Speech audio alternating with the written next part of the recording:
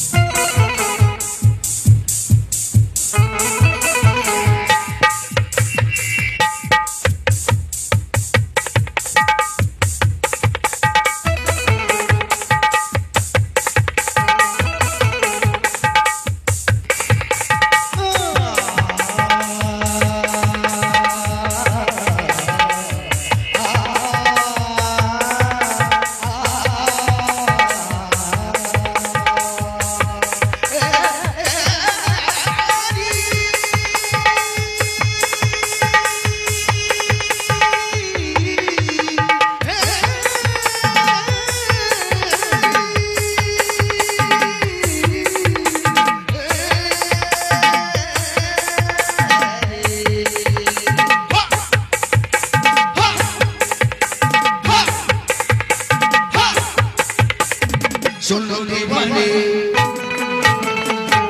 तेरी जवानी बड़ी मस्त मस्त है, तेरी जवानी बड़ी मस्त मस्त है।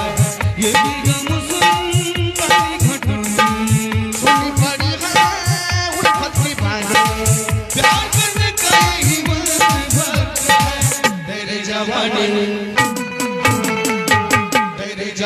बड़ी मस्त मस्त है, तेरी जवानी बड़ी मस्त मस्त है, तेरी जवानी बड़ी मस्त मस्त है।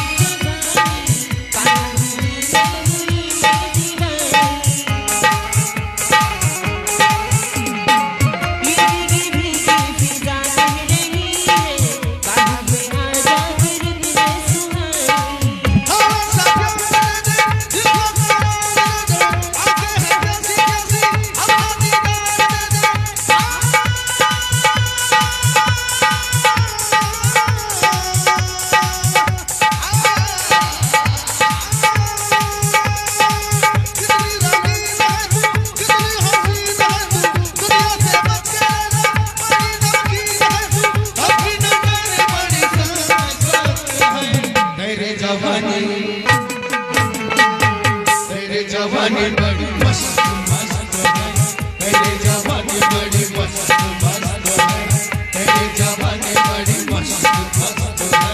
बल्ला बल्ला बल्ला बल्ला बल्ला बल्ला बल्ला बल्ला।